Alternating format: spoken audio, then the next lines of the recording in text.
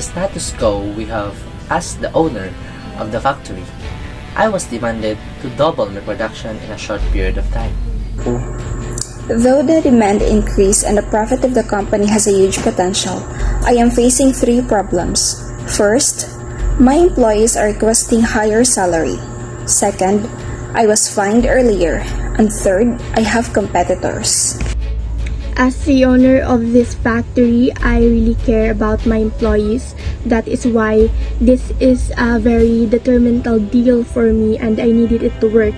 My stand here in this debate is to be able to find a way to compromise at the main time and keep making huge deals like this in order to be able to comply to my workers' needs.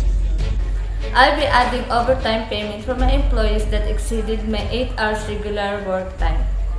That means every hour that is added to that 8-hour period will be doubled.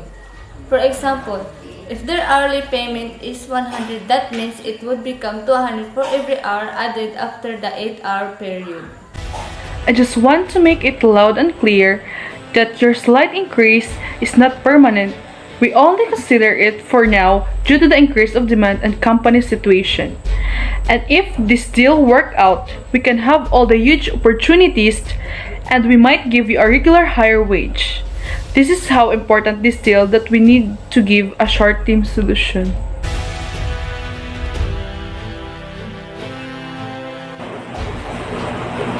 The status quo we have is the owner of the factory I work was demanded to double production of spiking in a short period of time. Though the demand increase and the profit of the company has a huge potential, we, the factory worker, can able to do that in a very short period of time without the exact and higher salary pay that match our hard work and not having a safe working environment.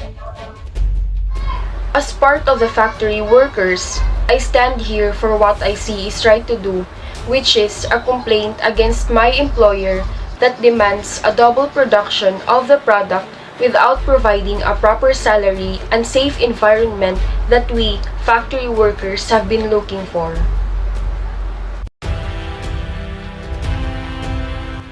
Most probably, I would buy a product that is cheap and convenient but has a really good quality.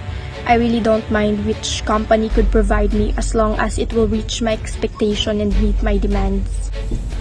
We aim to meet your demands as a factory owner, despite the fact that our factory is currently facing a problem from the Chinese government officials. We want to close this deal and reach your expectations. As a factory owner, it is our main goal to provide the best of our services. We agree that to double the production even when it means that we are going to make our worker work longer hours. Because we believe that this deal is worth working for. Therefore, if we can make this happen, both of our business will benefit. We can both grow and get more of this in the future.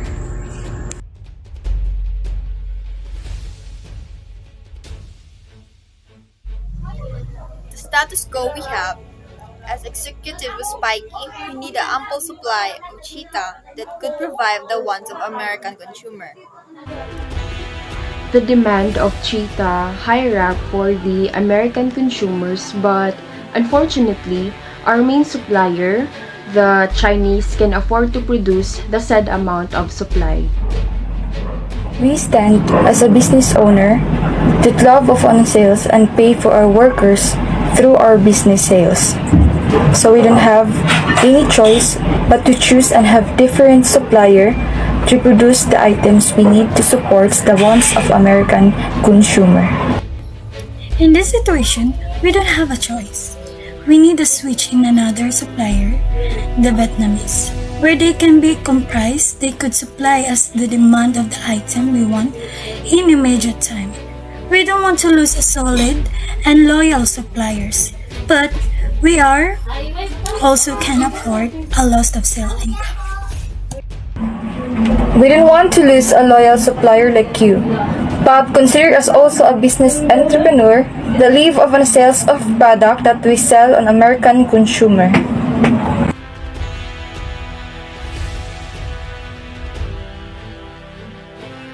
Despite of receiving a large fine from the government, we can't just end and stop our operations. We believe that we can manage to settle our fines. If the government would hear us and consider our potential as one of the biggest contributor of this country's rising economy. In this time of crisis, we experience a huge threat from our competitors. The demand is high, yet we can't properly operate because of the fines that we have just received. As the owner of the factory, we humbly ask for an extension to settle things down. In times like this, we cannot just leave our workers. If you dare to shut us down, please do consider the impact that it may cost our economy. If the government truly aim a good economy that has potential to grow more in the future, why attack some businesses who gives big sum of taxes to the government? We all know that this factory gives more than just enough to make this country profitable. We are willing to pay and take our responsibility. All we ask is to give us time. If you will help us, we are willing to give back. We can fund and support your political will.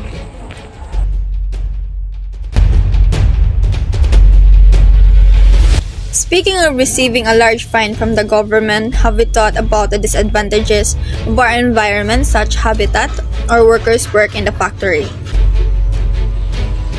As we swamp and focus competing our competitors, we should also tend to check our workers who face long hours, poor working conditions, and job instability, including our problems in the environment, which chemicals from factory will damage the river.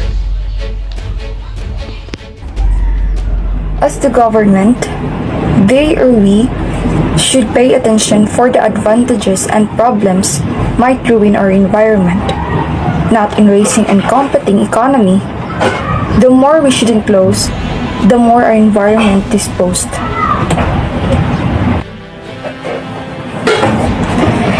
It is fundamental way for our country to generate the public revenue to finance for human condition, infrastructure, and the provision services for our citizens and businesses. As the government, we do our duties to prevent harmful for citizens and workers who works at factories, and the significant impact to our habitat or environment, and also to help them that are in need of services.